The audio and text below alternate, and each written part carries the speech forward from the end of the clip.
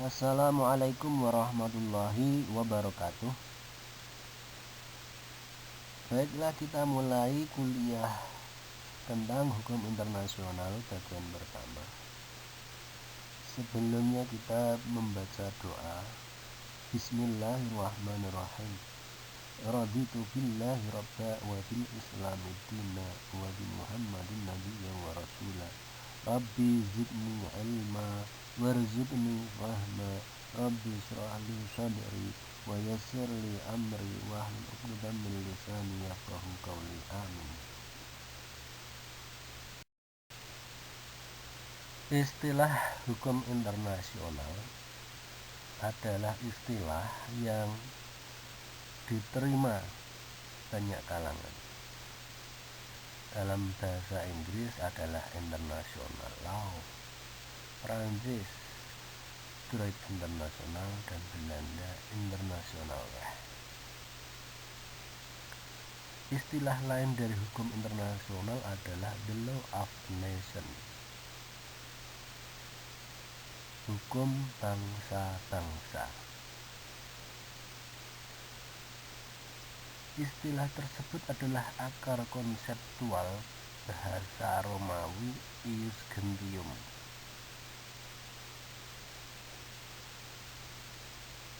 Dalam perkembangannya, ius berubah menjadi ius intergendes, hukum antar bangsa, sebagai awal munculnya hukum internasional publik. Ini mengatur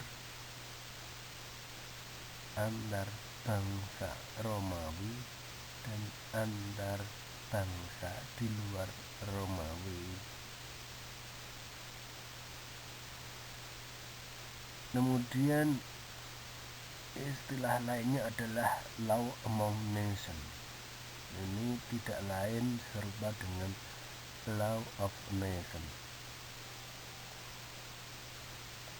Kemudian istilah lainnya adalah hukum antar negara, interstate law. Hukum antar satu negara dengan negara lain. Hanya saja istilah ini memiliki kelemahan karena hanya melihat negara sebagai subjek hukum internasional, mengesampingkan entitas lain seperti organisasi internasional yang juga bisa menjadi subjek hukum internasional.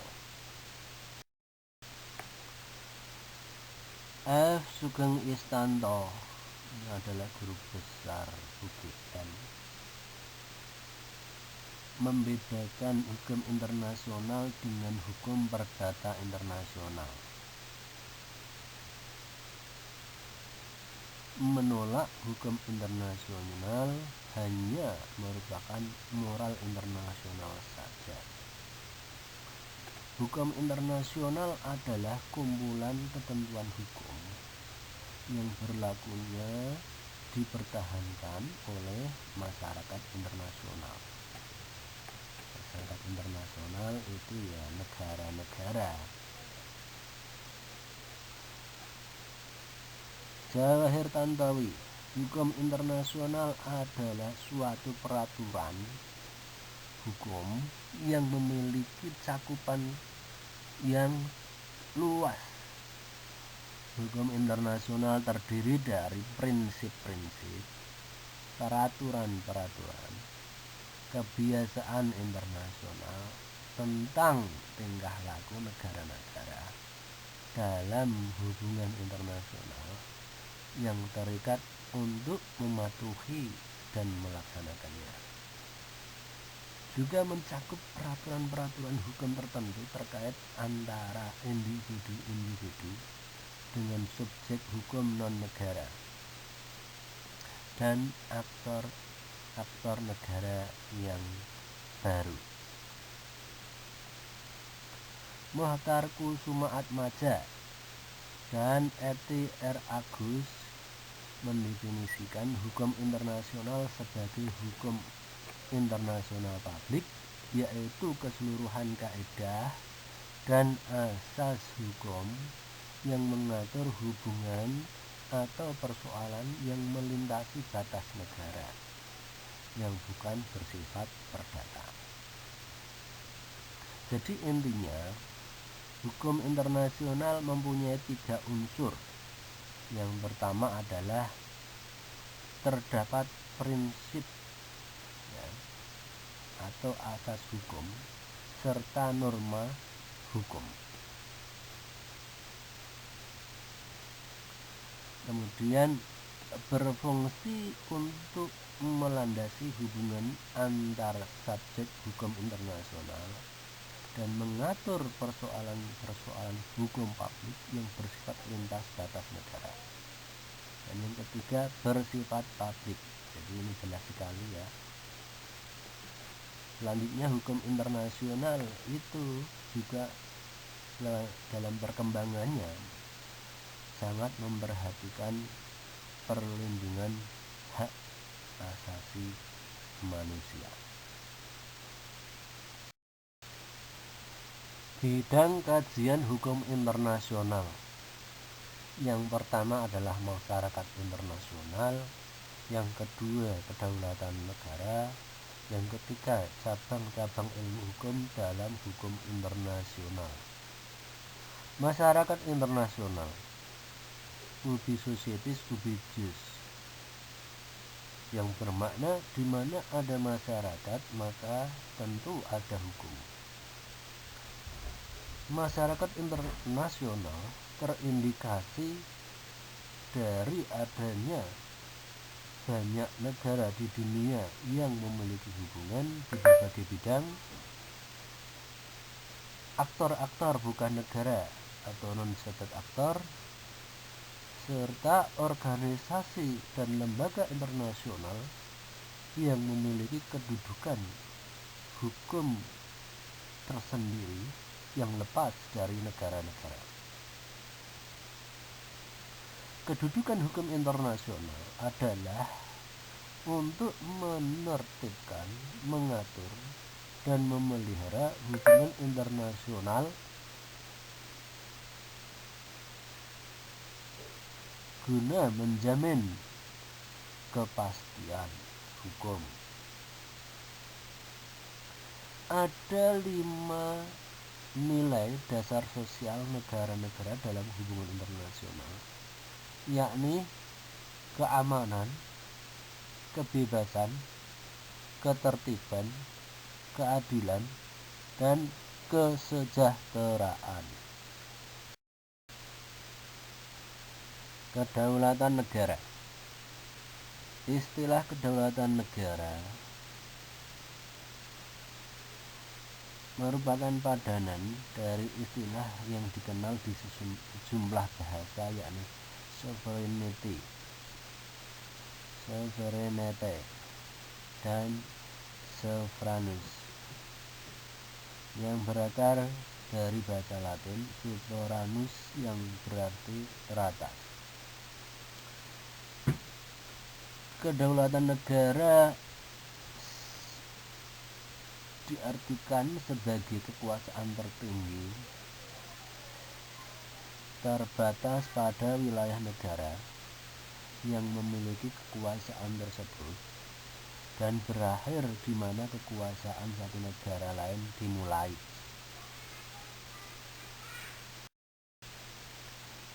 Cabang-cabang ilmu hukum dalam hukum internasional. Yang pertama adalah hukum perang dan hukum laut.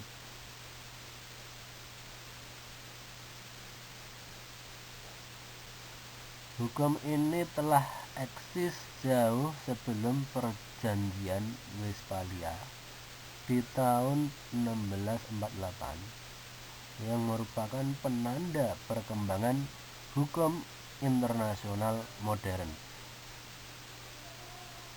Hukum diplomatik. Hukum diplomatik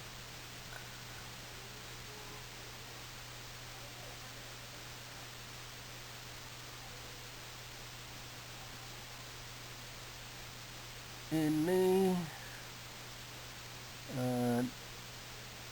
bisa berupa diantaranya Vienna Convention on Diplomatic Relations tahun 1961, Vienna Convention on Consular Relations 1963, dan Convention on Special Mission 1969. The Law of Treaty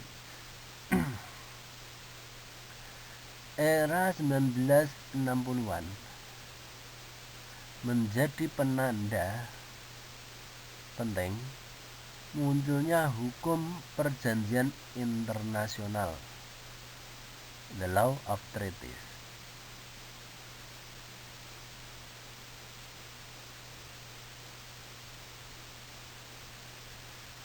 yang bermuara pada Vienna Convention on the Law of Treaties 1969.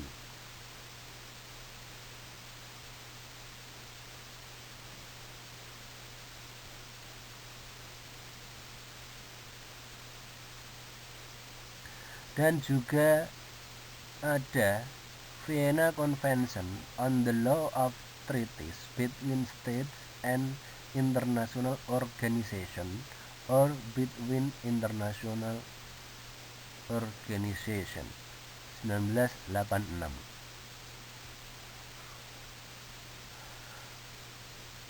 Law of International Organization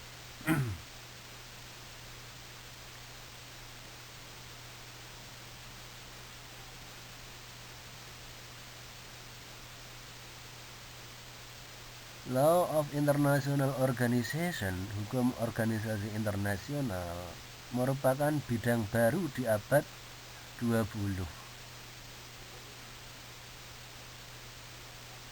Peran penting PBB tentang isu-isu global melalui berbagai misi PBB merupakan faktor yang mendukung hukum organisasi internasional sebagai bidang kajian yang menarik untuk dipelajari.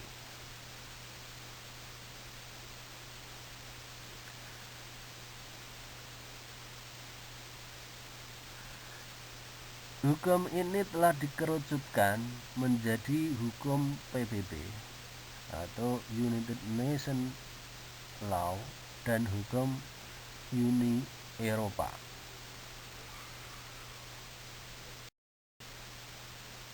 Selanjutnya, organisasi internasional dan lembaga PBB,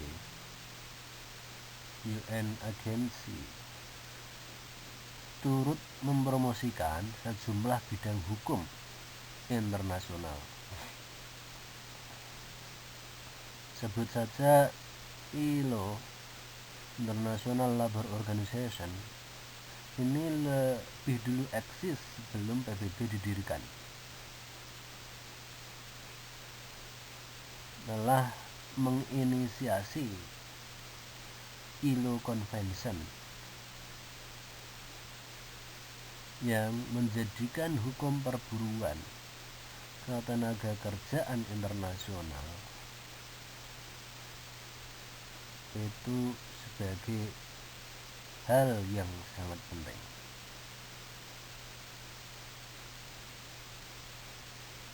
Peran United Nations International Organization for Migration IOM yang mendiseminasikan hukum migrasi internasional, International Migration Law, dan United Nations High Commissioner for Refugees UNHCR dalam menyebarluaskan hukum pengungsi internasional, International Refugee Law. Kemajuan teknologi juga mempengaruhi perkembangan bidang kajian hukum internasional. Hukum udara (Air Law) merupakan salah satu contoh konkret betapa Chicago Convention on International Civil Aviation 1944 dibentuk untuk mengakomodasi sedikitnya atau bahkan kekosongan norma yang mengatur pesatnya pemanfaatan penerbangan sipil sejak teknologi penerbangan diadopsi menjadi industri penerbangan yang bersifat masif. Hukum angkasa Outer Space Law juga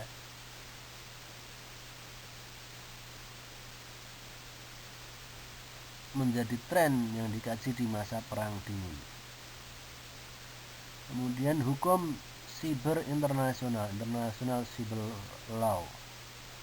Hukum internet internasional.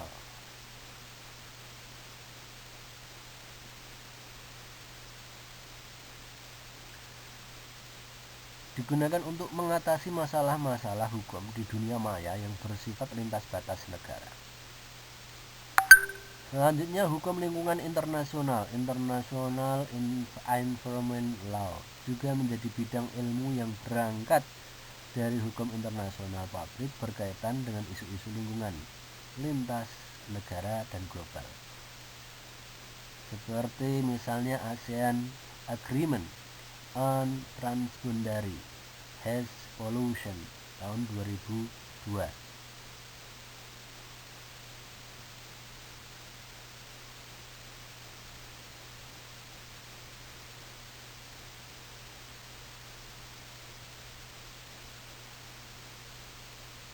Climate change yang melahirkan sejumlah instrumen internasional seperti United Nations Framework Convention on Climate Change. Hukum ekonomi internasional dipengaruhi oleh keberadaan organisasi dan lembaga internasional yang bergerak di bidang ekonomi, seperti misalnya International Monetary Fund, World Bank. Samping itu, hukum perdagangan internasional yang ditandai peran United Nations Conference on Trade and Development dan World Trade Organization dalam hukum ekonomi internasional. Hukum transaksi bisnis internasional dan hukum komersial internasional, hukum pembangunan internasional, hukum investasi internasional memuat unsur privat dan publik. Pengakuan terhadap hak-hak individu melahirkan dua disiplin ilmu baru, yaitu hukum pidana internasional dan hukum hak asasi manusia internasional.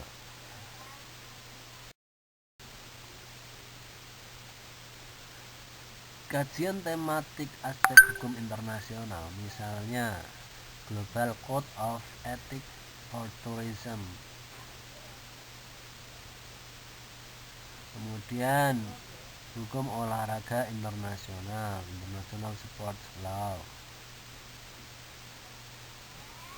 Kemudian hukum internasional juga membahas tentang hukum formalnya. Hukum internasional formal, yaitu hukum penyelesaian sengketa internasional, International Dispute Settlement.